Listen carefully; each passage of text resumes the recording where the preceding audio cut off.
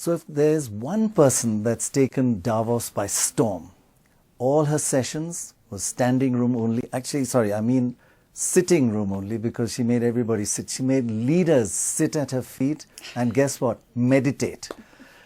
Who am I talking about? But the one and only Oscar winner and with millions of fans in India, Goldie Hawn. Have you enjoyed this? I've had the best time. It really is. For my first time, I've always wanted to come, but then being invited was really an honor to talk about, obviously, to meditation and mindfulness and what we're doing with children in schools now. Hopefully come to India soon. Extraordinary work, really. And so being able to speak about it and share with it. Such a response. Everybody was deeply involved in what you were saying. Yes. So what do you mean by mindfulness? What is your exact meaning? Being in the moment, basically. So being mindful means to actually be clear enough of mind, you can actually be aware of this moment. So we're focused, we're attending, we're listening, we're present, and then when you can be present with each other, you see, it builds great human relationships, which actually is what makes the world go round. I mean, I do like the internet, and I do like our technology, but it doesn't have a heart. And so these are the things that we're helping our children understand.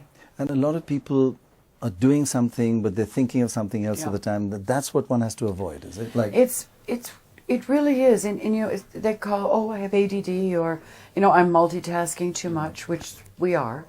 And the advent of all our technology is really giving us small bites of information, whereas the brain actually doesn't remember that oftentimes. A brain remembers things by emotion and connecting, and that's when these wonderful little hippocampus and all the things that we hold memory responds well.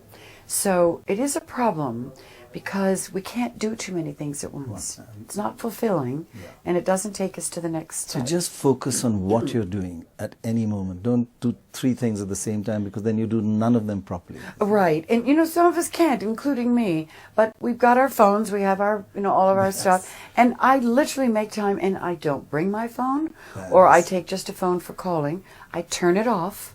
I let myself free of technology for a while. Everybody should do that. I mean, it is so extraordinary. It's very important. I hear now that when boys take their dates out, the present they give the date is don't take their phone with them. I mean, that's really pretty extreme. It is pretty but something. That's where we've reached. Well, that's what's happened. I mean, even times when Kurt, who is absolutely non-techie guy, but he's texting and he's working, and he'll even sometimes do it, as do I, which is, I'm in the middle of something, and next thing I know, they're texting.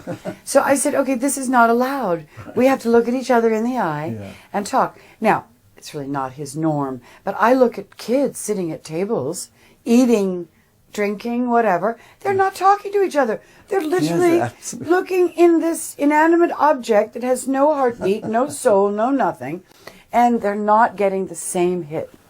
Right. So what's interesting is that what I'm getting from you right now is that I'm looking in your eyes, I'm feeling your energy, and it makes me happy. You cannot get that. If you're... No, it's you through all of our communications, all of our social networking. You will never get this. And what it is, it's mirror neurons. And mirror neurons are what we have in our mind, in our brain. And if you started crying right now, I would cry with you. Because I feel what you're feeling. And that's called empathy. And so when we lose our empathy, we lose our humanity. Right. But your journey into this has been for many years. Before technology, you discovered mindfulness. And a lot of that journey has been with India as well. Yes, it has. I was initiated in 1972 with the Maharishi Mahesh Yoga. Oh, you did. And Yogi. Along with the Beatles at that time. Yeah. And that was the beginning of my experience of going inward. Right. Because everything we do is outward. It's either for image or for connection or for our obligation or for our agenda or whatever it is, everything's out. But I remember when I went in for the first time, I swear, the first thing that I felt like doing, and it really came up, was a bubble of joy. Really? Because I felt that I was reconnecting to my heartbeat, that I could feel my inside, and it made me so happy. So it really was a aha moment for me. And so my connection to meditation has been for all these years.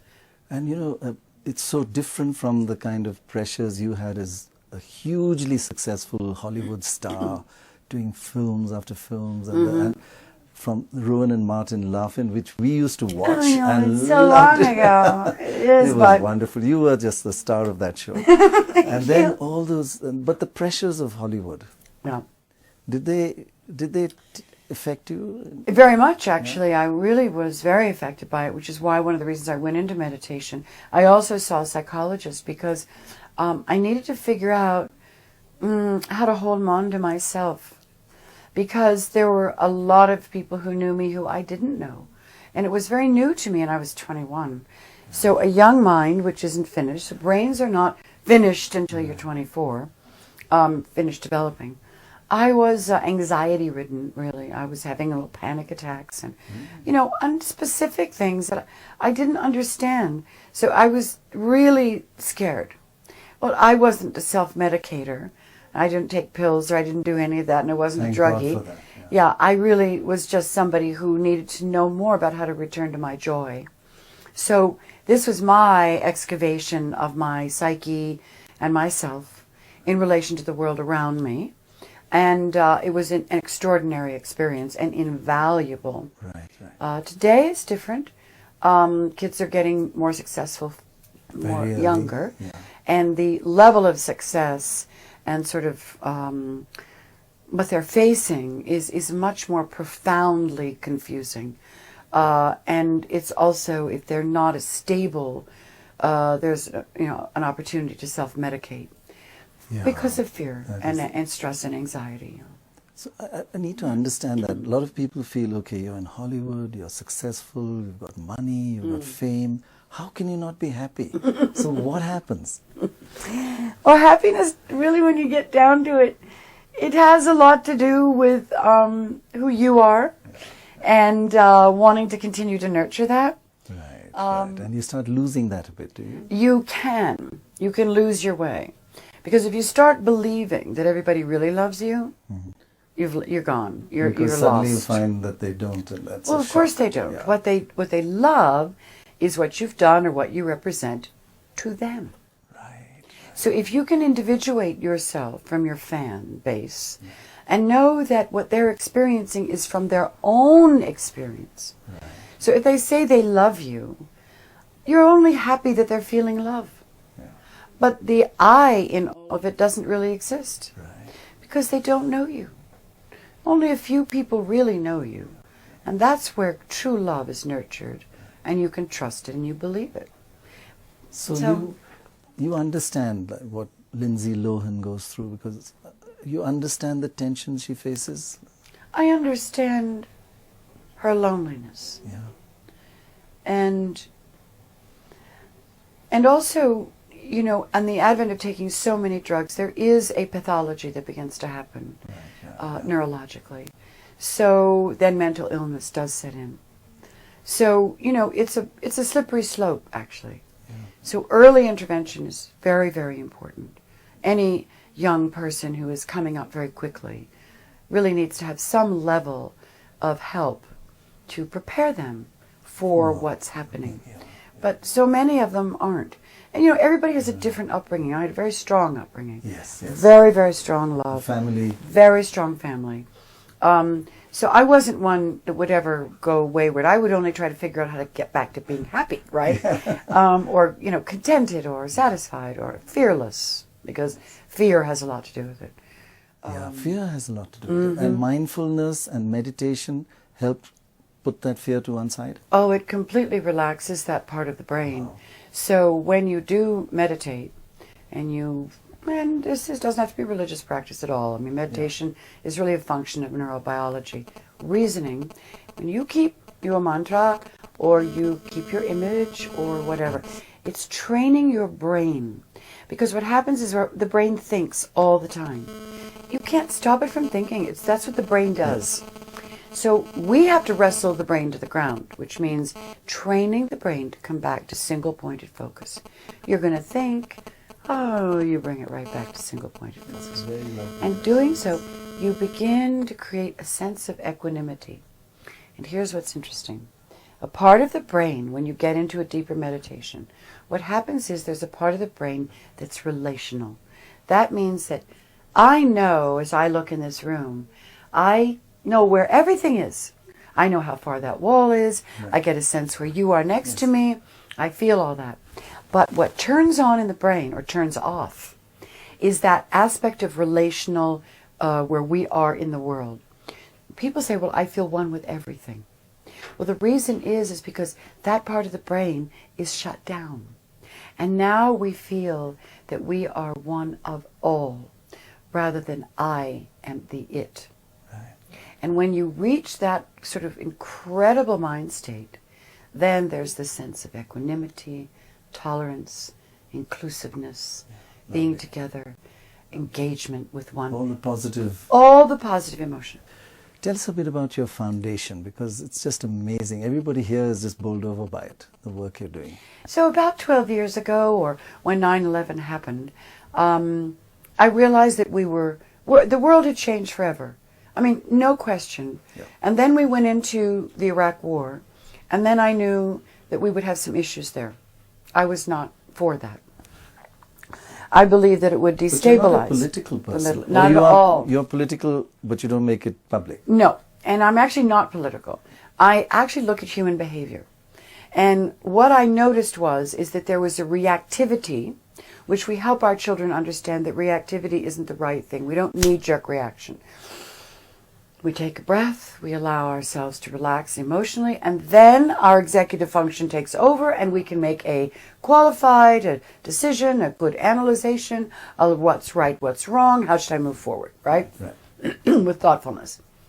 So I believe that in order to build new leaders of the world who were not reactive, who actually were healthy mentally, who were stable mentally. That's what you've been trying to do here. Change all these guys. I'm just trying to change all these guys. And they're listening, actually. And they're beginning to listen on their own, without me, of course, because they know what they need. Our children learn about their brain. I created this program for them. I researched this program. We do 3 times a day brain breaks. This is in schools? In schools. Right. 3 times a day brain breaks? Brain breaks. Wow. They do mindful of their senses, which is what we talked about, looking, sort of being mindful of your senses, keeps them, slows them down, helps them continue to focus. Attention is what these children are missing. Because now we can't attend because we've got the phone and we've got the thing, we've got the internet, we've got the, and massive information and everything's going around. So the brain is having difficulty focusing. So we create focused exercises. They don't know it, but we are. And the last thing we do is acts of gratitude, writing gratitude, and kindness. So we do acts of kindness in the neighborhood. That's quite Buddhist, actually, isn't it? Well, kindness actually shifts the brain. So I hate to be so clinical and dry, but the fact is that if you give me something and I'm so joyful, you get the same response back. Right. So we're now sharing a positive experience. The brain, the more you do that, the happier the brain gets. If you do negative emotion after negative emotion, I call it the Grand Canyon of negativity. So our brain begins to focus in those areas. So to take the children out of the negative, you have to keep reinforcing the positive. And this changes how the brain fires. Right. Our neurons fire differently. So this is kind of both quantitative and scientific and medical. So. Very much so. So we are an educational program. We are also mental well-being. And you're going to come to India with it? Yes. Because you've been to India many times, right? I have. Like 1980. I came in 1980. There have been so many changes. I mean, it's unbelievable to watch. Since 1980, almost every year sort of thing? Almost every year. Now I've been gone for 5 years and I'm missing shocking. I have to come back. But I've been doing so much with the foundation that I travel so much. And when I go to India, I like to just be there. Although next time I'm going to be speaking to schools and I'm speaking to a lot of people, helping us put the program there. And then you go up to Dharamsala quite a lot. I go to Dharamsala, yeah. I have a little boy there who I've adopted. And he's now 16. So Wow. time to reconnect. Yeah. So, you India go see is him. like my other home. I don't have another place in the world like that. But when I land there, I can't explain it, but I have a very deep connection and a great love for what's steeped in the soil. India has changed quite a bit. And we now have more stressed out kids Yeah. than ever. Yeah. So we have to be careful that we're not forgetting to teach them where they came from, what's really steeped in the soil of India, and what the philosophies are. and the Shouldn't beauty lose of that. Yeah. Yeah, we can't lose it. Yeah, because it's so different and it's so invaluable and it's so easy to lose, right? Because with all, as you say, Yeah. so many pressures around you. Yeah, there's a lot of pressure. There's a lot of pressure to do well in school, which is fine. No, that's not fine. It's a kind of pressure that's put on them. Success is not always measured by your grades. And they found that children who are more emotionally adept do better in life. I had a learning disability. I was mildly dyslexic. I couldn't read very well, and my mom taught me to read, but I was a happy child, and no one ever made me feel stupid. And I did great in life. Tell me, you can be brilliant and dyslexic, but people Yeah. sometimes feel they don't know you're dyslexic, so No. they feel they underestimate the IQ because they say, "Oh, can't read," but actually it's just one part of the. It's a one part, you know, and so the other part of dyslexics are they're amazing speakers, they're incredible communicators. They have, you know, I've studied all of this, and there's a great book that David and Goliath now that Gladwell has just written about this. So, but my point is that we're medicating our children today far too much, and we're not diagnosing them properly.